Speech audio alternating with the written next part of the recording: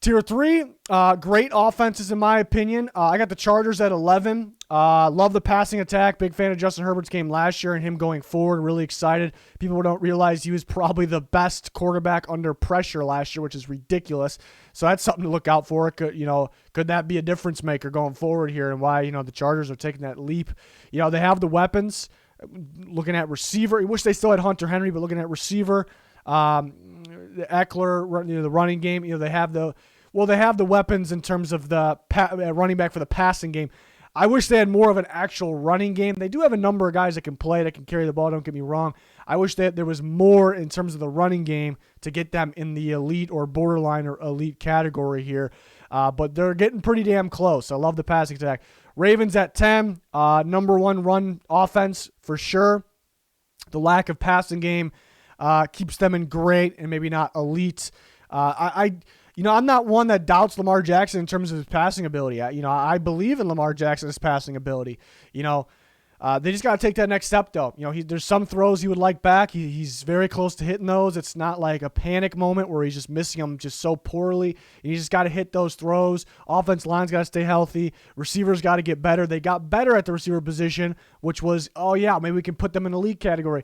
But it seems like a mess right now. A lot of guys injured, offensive line and receiver, missing practice. Nothing seems that major. I guess when a guy like Bateman has surgery, it's not a major surgery, but you start to get to that point. So that's kind of what's keeping them, that the lack of passing game, mixed in with those injuries affecting the passing game. That's kind of what keeps them from elite, but an elite rushing attack, that's for sure. Cowboys at 9. Yeah, can I trust the health of this team? Because they could be elite if they're fully healthy. Dak, with the shoulder situation. Last year was the ankle, now the shoulder situation. He's supposed to be good to go. He's confident. He can be a damn good quarterback as a passer and a runner. If he's healthy there. The offensive line it's a very good offensive line. So the health has always been the question. So I'm a little hesitant to trust them full season to stay healthy, but could be an elite offense here. The next group of teams, I go Seahawks at 8.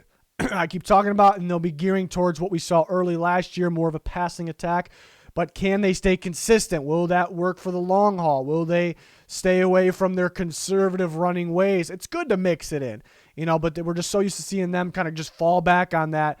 And it works sometimes with being too conservative at times. The fans know what I'm talking about. So, but that passing attack should be dangerous. But what we saw at the end of last year was a bad Seahawks offense. So I don't expect to see that, but it's in the back of our minds here. How will the offensive line be? How will Wilson wasn't necessarily good under pressure last year, second half of the year.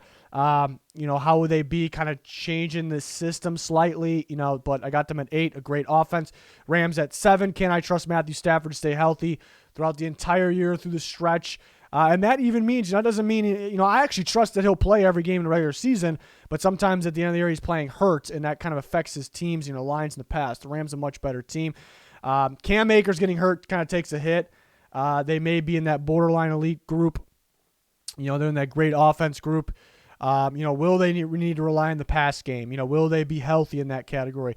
Offensive line honestly doesn't look too good on paper, but it played better way better than what was expected last year. But I thought it kind of came back down to where we thought it would be at the end of last year going into the playoffs. Goff was pressured a bit. Stafford can't handle that pressure. So some things need to kind of work out here for them to get in that elite category, which they're very close to being. Borderline elite, I got 3. It's borderline. They're right there. There's weeks where they'll be elite. There's weeks where they'll be borderline elite. I got the Browns at 6. Dominant running game, dominant offensive line, passing game, hot and cold. Don't really get super cold. I believe in Baker Mayfield. I think he could take that step up this year, hopefully being more consistent now, though. But there's weeks where it just feels like a running game, and what if the running game doesn't work, which usually it does, but what if they get, behind, can they catch up? But yeah, they're in that borderline category. If Baker takes that next step, that passing game takes that next step, put them in that elite category. Odell's back. That's fantastic. Titans are pretty much the same thing as the Browns. I trust them a little more in the passing game. That's really the difference. Adding Julio Jones definitely helps. Question, adding Julio Jones, does it boost their passing game a whole bunch, or does it actually boost their running game? You look at the Ravens, the playoff game, the Ravens, Once they figured out A.J. Brown was a problem, they put a bracket on A.J. Brown. Everybody else stack the box. Let's stop Derrick Henry. That's ball game. If you put Julio Jones out there, it stretches the field out a little more. You can't really do that bracket and stack everyone else. So that it stretches the field both ways quite a bit. So that boosts the Titans. It's on Tannehill. Tannehill, I thought he could have played a little better in that playoff game. They needed him to step up because the running game wasn't working. But in the regular season last year, he was lights out. So could he continue to play that way? Remember, in the past, injury was a concern. It kind of seem to go away right now, but that is something to look out for as well. But the Titans could be a very dangerous offense here. Just what happens when the run game gets taken away or they're going to come from behind. That's kind of what's separating them from elite, borderline elite. Bills at 4. The passing attack is elite. That is the name of the game in today's NFL. I think these other two teams are more balanced, but because the passing game is that, it's elite, it's that good, the Bills get the edge. Why they're borderline? The rushing attack is non-existent, but it could be definitely existent. I'm starting to feel maybe the idea of a guy like Zach Moss. He's a very good running back at Utah. It's just really about staying healthy. And that in the playoffs, the Bills' offense, they were scoring some points at the end of the day. They were a little underwhelming, though. We know that. In all those games, really, they were a little underwhelming for the most part. Come back in the Colts game, late surge in that game, that was great. But they were a little underwhelming, and you try to figure out why. It's because, again, the running game was there was zero running game. Zero. It was all on Josh Allen in the passing attack. So that can't happen again. If you want to win the Super Bowl, that can't happen. So it's on these running backs. Run blocking, it could be much worse. I thought it was actually okay. The running backs got to step up. So that is what's separating from borderline elite to elite. If, a guy like Moss or Singletary could break out, watch out for the Buffalo Bills. So it's kind of riding on that. And then the elite offense tier, I got the Buccaneers at 3. They were definitely in that category last year. Tom Brady was, just as effective, dangerous as he's always been. They have that receiver unit. The receiver unit's even better now. Antonio Brown, full term. O.J. Howard back. Jalen Darden, who's dangerous, one of my sleepers of the draft. All those guys another year with Tom Brady. Chris Godwin was actually a little underwhelming, still good, a little underwhelming last year. These guys get going, it could be even more dangerous. They have a pretty deep running back group. Ronald Jones stepped his game up last year. Fournette stepped his game up once we got to the playoffs. Gio Bernard's dangerous. It's just across the board. It's a dangerous offense, explosive offense. They have one of the best offense lines in football as well. Packers at 2. I love the balance. You think of the Packers, you think of Aaron Rodgers, Devontae Adams, that passing game. Yes, understandable. But they actually have balance. The running game is very, very good. Lost Jamal Williams, A.J. Dillon, time to step up. But it feels like Aaron Jones is getting better. I like for him to be more involved in the pass game, which he's kind of getting towards that. That's fantastic. Helps their offense even further. Receivers, you still like for them to have another number 1 with Devontae Adams because they could be that good, but they're actually pretty deep. After that, they got a bunch of guys that can compete for opportunities, a long list of guys. I think somebody decent's going to get cut, actually, because they added Randall Cobb, so that'll be interesting. Tanya can continue to get better. I guess some could question the offensive line because the offensive line on paper actually looks worse than it was last year. But then factor in they missed Bakhtiari. They could have went the distance. They had Bakhtiari. He's back. And they're just so good at coaching and developing offensive line that I'm not really too worried. But, I guess last year, even the year before, when they played those huge games against those huge pass rushes, Bucks, again, Bakhtiari was out. Year before, 49ers, that's when the offensive line was a little underwhelming. So can they step up in those moments is kind of the question. But I love the balance. You have elite play. Aaron Rodgers, Devontae Adams, Aaron Jones, all pieces from the offensive line, Bakhtiari, Elgin Jenkins. So they have that power. They have that power. I got the Chiefs at 1. I'm kind of back and forth on the offensive line too. For them, I love the way it looks. You worry about the health of it, and they built it for a lot of power running. So they're going to be able, and that's a big reason why they're 1, because they're going to be able to run the ball better. Clyde Edwards-Helaire is going to get going. They're going to be able to be way more effective running the ball, kind of like we saw early last year before the offensive line got wore down, got beat up. That's fantastic, and that could make things easier for Patrick Mahomes in the passing game. I don't have to talk about the passing game really, but with that offensive line, as it sits right now, it's pretty young. It's pretty damn young, and they could have I love the look of it, and I love the look of it for the future, and it's going to be a good one right now. Don't get me wrong. It's going to be a good offensive line. But they could have their weeks where maybe they show they're a young offensive line. But Again, it looks like even it's young. It looks like a dominant run blocking offensive line right off the bat. Orlando Brown, known for his run blocking. Joe Thuney, kind of balanced, but known for his run blocking. Creed Humphrey, known for bullying people around, but familiar with past, first college team in Oklahoma, obviously. But then it looks like they got Trey Smith in there and Lucas Nang in there right now. Trey Smith is pure run blocking, just a dominant bully of a run blocker. He definitely needs work on his pass protecting. He's a rookie though, so it's okay. So could Mahomes' job be maybe a little tougher? The offensive line, it's not going to get any harder than what it was in the Super Bowl. It's definitely better than it was there, but Mahomes is definitely up for the task. It's a high-powered passing offense. Again, the running game will be better. Can the offensive line stay healthy for them for the long run? That's kind of the question there. But I got the Chiefs at 1 for sure. But that is it for my offensive rankings for this season. We'll do some rankings for the defensive side of the ball as well. All kinds of these videos on the channel. Plenty more to come. Cannot wait for our in-season content. Hopefully you're just as excited about those as well. Join us, like, subscribe. Make sure you follow that Twitter. Much appreciated if you can help us out. It's going to do it for this one, though. Thanks for watching. Goodbye.